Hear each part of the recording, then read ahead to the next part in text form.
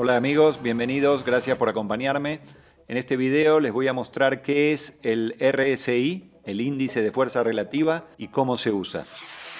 Si les interesa mi contenido, si les gusta, si les sirve, por favor denme like, suscríbanse y activen la campanita para recibir notificaciones cuando suba nuevos videos. Aquí estamos en el gráfico semanal de Bitcoin. Hasta ahora, el único indicador que les he mostrado es el volumen. Eso es porque me parece mucho más importante aprender a analizar lo que hace el precio, la acción del precio, y cotejarlo en relación al volumen de transacciones que se hacen. Creo que esa es la mejor manera de interpretar la acción del precio, todo lo que hemos hablado hasta ahora, pero hay algunos indicadores que nos pueden ayudar a tener confirmación o confluencia de nuestro punto de vista sobre la acción del precio. Creo que siempre es mejor analizar el precio y el volumen solamente primero, pero luego podemos buscar confirmación con algunos de estos indicadores y entre ellos el RSI creo que es el más importante de todos. Entonces vamos aquí a donde dice indicadores, ahí entre los incorporados lo van a encontrar abajo de todo. Si tienen TradingView en inglés lo buscan directamente como RSI. Si está en español lo tienen que buscar acá como índice de fuerza relativa. Cliquean y ya nos aparece acá en el gráfico.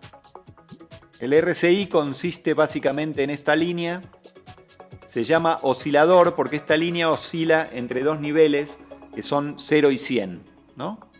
La línea no se puede pasar debajo de 0 ni por arriba de 100. Y viene preseteado con unos niveles que son el 70 y el 30, que ya vamos a ver cómo se utilizan. El RSI básicamente mide el momentum, el impulso, la fuerza relativa que tiene el movimiento de precio. Y esto lo hace a través de una fórmula compleja, pero que básicamente lo que mide es la velocidad con la que el precio cambia. A mayor velocidad de cambio de precio, una curva mayor tiene el RSI. Hay varias maneras de utilizar este indicador. La más habitual, la que la mayoría de la gente usa, está basada en estas dos líneas de 70 y 30, que se considera que arriba de la línea de 70 el activo está sobrecomprado y abajo de la línea de 30 está sobrevendido.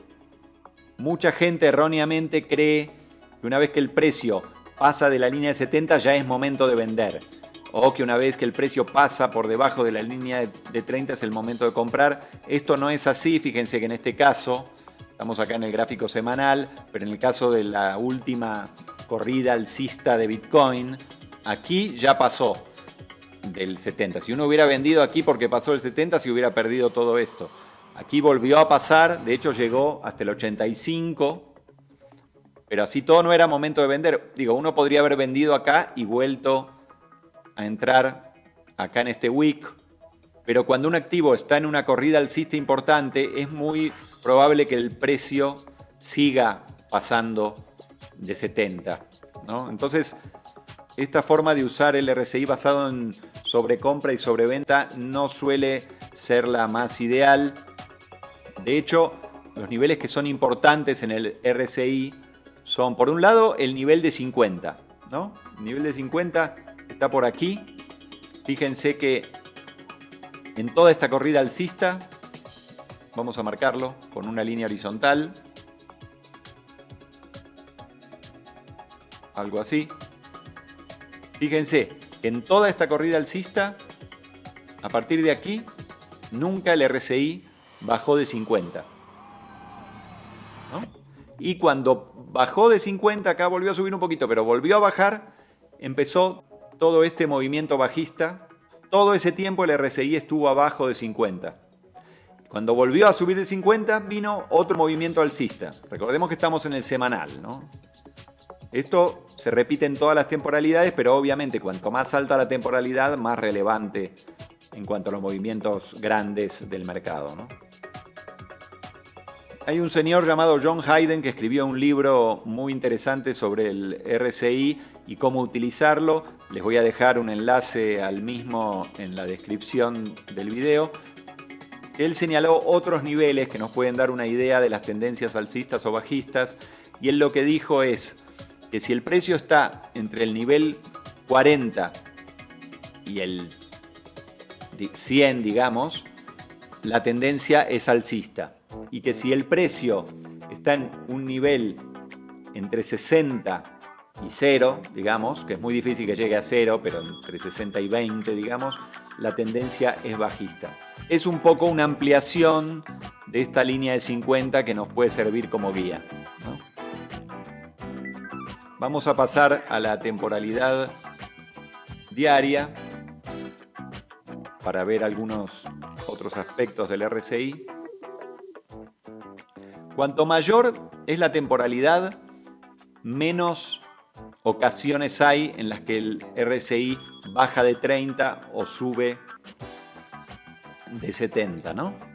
Fíjense que en el semanal no había muchas y aquí en el diario esto ocurre un poco más frecuentemente. Si seguimos bajando de temporalidad, por ejemplo, al 4 horas, también pasa más a menudo. Fíjense que en este punto RSI bajó casi a 18 o a 16, pero esos son niveles que es muy difícil que ocurran en el diario y mucho menos aún en el semanal, ¿no? Y que uno puede ver más frecuentemente si baja a temporalidades menores como el de 1 hora o menos de 1 hora, ¿no? La manera en que yo uso principalmente el RSI, en primer lugar para obtener confluencia o confirmación. Cuando yo creo que una tendencia es alcista o bajista en determinada temporalidad, puedo cotejar con el RSI y ver si está por arriba de 50 o por abajo de 50. Si está oscilando de 40 para arriba o de 60 para abajo y darme una idea de si la tendencia es alcista o bajista en esa temporalidad. Pero hay otra función que creo que es la más importante del RSI, de los osciladores de momentum en general, que es lo que se conoce como divergencia. Y esto es cuando el precio hace un nuevo máximo o un nuevo mínimo y el RSI no. Por ejemplo, en este caso, en la temporalidad de 4 horas. Para marcar estas divergencias hay que basarse en los cierres o aperturas de las velas, porque el RSI por omisión es calculado sobre el cierre y es calculado sobre la base de 14 periodos. Entonces esto condiciona dos cosas. Una es que tenemos que tomar en cuenta para buscar estas divergencias las aperturas y los cierres de las velas. Y otra es que las divergencias son válidas en tanto se mantengan en cada temporalidad dentro del periodo en el que estamos utilizando el RSI, ¿no? Por ejemplo, en este caso no pueden pasar más de 14 velas de 4 horas. Si pasan más de 14 ya esa divergencia empieza a ser sospechosa. Cuanto más cercana está, más probable es que sí se confirme. Para marcar estas divergencias vamos a usar nuevamente nuestra herramienta de línea de tendencia y vamos a marcar, por ejemplo aquí tenemos un cierre y otro cierre más bajo del precio. Pero el RSI hizo un cierre más bajo aquí y uno más alto acá. Esto es lo que se conoce como divergencia. Una diferencia entre lo que el precio hace y lo que el indicador hace. Normalmente estas divergencias señalan que puede haber un cambio de tendencia, que en este caso sí se dio, porque a partir de acá el precio subió, aunque volvió a retestear ese nivel, lo volvió a hacer otra vez más, pero terminó subiendo, ¿no?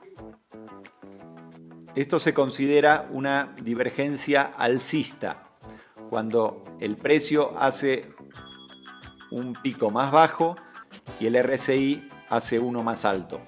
Vamos a buscar ahora una divergencia de índole bajista, que podría ser esta, por ejemplo, en que acá el precio hizo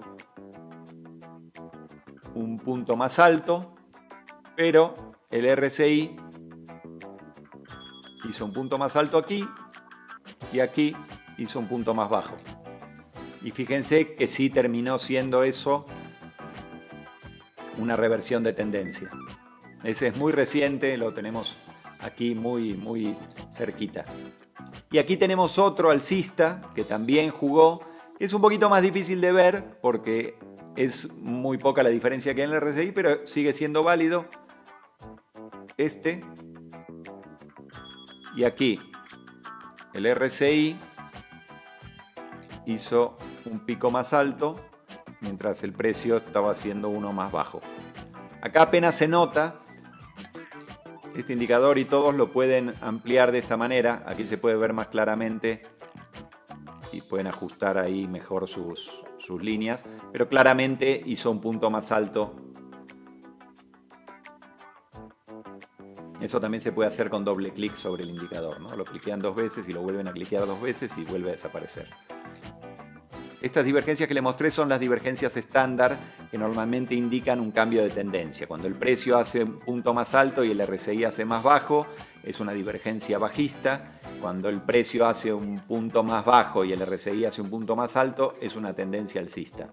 Fíjense que siempre estamos dentro de ese límite aproximadamente de 14 velas. En este caso son un poco más, miren, son 4, 8, 12, son como 16 o 17, pero sigue siendo dentro de lo aceptable. Lo que no sería aceptable es que haya 60 velas en el medio, ¿no? No trazar una divergencia, no sé, desde acá hasta acá, por ejemplo, no sería buena idea.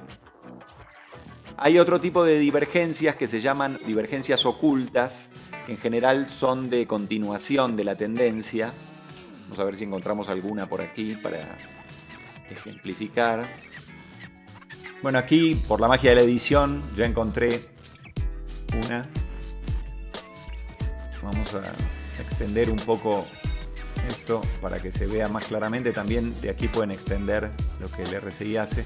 Pero bueno, fíjense que, por ejemplo, en este caso es al revés. El precio hace un nivel más alto y el RSI, en tanto, hace un nivel más bajo. Que es leve, sutil, pero no importa, sí es válido. ¿Ven? Esto en general implica una continuación de tendencia. El precio bajó, pero no volvió a hacer un nuevo mínimo. Y el RSI sí hizo un nuevo mínimo, lo cual le da más espacio para seguir subiendo hacia arriba, ¿no?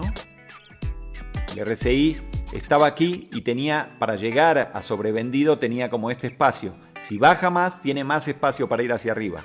Entonces estos se consideran divergencias ocultas y en general marcan una probabilidad de continuación de la tendencia, y así fue porque la tendencia es alcista y aquí siguió hacia arriba. También pasaría lo mismo con el caso contrario. Bueno, otra vez con la magia de la edición nos encontramos en el gráfico diario y vamos a ver un ejemplo que no es ideal, pero que nos va a servir para darnos una idea de cómo podría ser una divergencia oculta bajista. Vemos acá que el precio está haciendo una serie de máximos cada vez más bajos, cierres en este caso para el RSI es lo que nos importa, y el RSI está haciendo un pico o un máximo más alto, ¿no? Esto sería una divergencia bajista oculta, porque como les decía, el RSI subió más y ahora tiene más espacio para ir hacia abajo.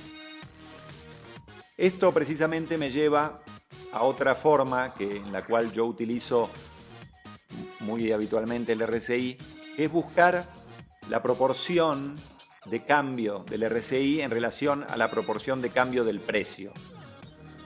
Por la magia de la edición, aquí tenemos otro ejemplo. Vamos a utilizar nuestra línea de tendencia para hacerlo más claro. Fíjense, el precio subió esto.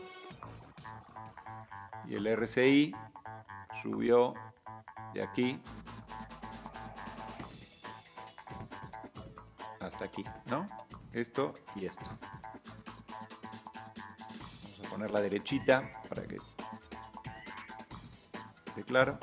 Entonces vamos a copiar y pegar y vamos a moverla tal cual está a otro punto mínimo del RSI. Ven que el equivalente de precio sería hasta aquí. Y vamos a tomar esta y también copiarla y pegarla Esto lo pueden hacer también con control. Podemos poner clonar y nos hace otra exactamente igual. Y la ponemos aquí. Entonces podemos ver que el RSI hace un pico más alto, que es como de aproximadamente esto, ¿no? Es como un quinto aproximadamente del largo de esta línea, ¿no? Es como un quinto. Pero el precio sigue subiendo más y sube este tanto, que es como aproximadamente entre un tercio y la mitad de esta línea. Entonces quiere decir que en relación a lo que subió el RSI, el precio subió más, ¿no? Entonces proporcionalmente el momentum con respecto a este movimiento es menor, porque el RSI subió aquí menos en proporción de lo que subió el precio, ¿no? Entonces quiere decir que aquí se estuvo perdiendo momentum, lo cual indica que puede haber una reversión de tendencia, puede haber una debilidad en el movimiento alcista que puede implicar una reversión de tendencia, y efectivamente así pasó.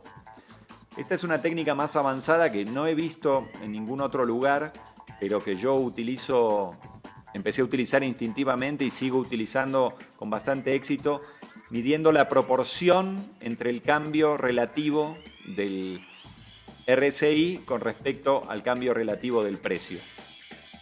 Espero que se haya entendido. Estos son los usos básicamente que le doy al RSI. También se pueden establecer niveles en el RSI, tanto con líneas de tendencia. Por ejemplo, uno puede, en vez de esta línea de tendencia, por ejemplo, que uno podría poner acá, ¿no? Aproximadamente. Una vez que ocurrió esta bajada, uno puede establecer esta línea de tendencia tocando estos máximos para saber cuando se revierta la tendencia y empiece a ser alcista. Pero también uno lo puede hacer eso en el RSI. Entonces puede poner una línea uniendo los picos del RSI. Y la ventaja que tiene es que el RSI en general reacciona antes que el precio. Muchos de estos patrones, incluso los que vimos en el video anterior, patrones gráficos clásicos, también funcionan en el RSI y funcionan anticipadamente al precio. Fíjense que acá, si hubiéramos dicho, bueno, la tendencia cambió cuando se superó esta línea de tendencia bajista en el RSI, hubiéramos podido entrar al mercado en algún punto por aquí, ¿no? Mucho antes que cuando el precio sobrepasó esta línea de tendencia. Esa es otra manera muy buena de utilizar el RSI, que tampoco se utiliza tanto, pero que les recomiendo tener siempre en cuenta. Yo incluso las líneas diagonales prefiero en general trazarlas sobre el RSI más que sobre el precio, son más confiables. Y también niveles de soporte y resistencia uno puede marcar con líneas horizontales. Por ejemplo, aquí teníamos una zona de soporte y resistencia. Ven que aquí la traspasó hacia abajo, pegó aquí y a partir de ahí, que no la pudo superar, estuvo en una tendencia bajista. Aquí intentó 2 veces superarlo y no lo logró. Cuando logró superarlo, se estableció una tendencia alcista por un rato.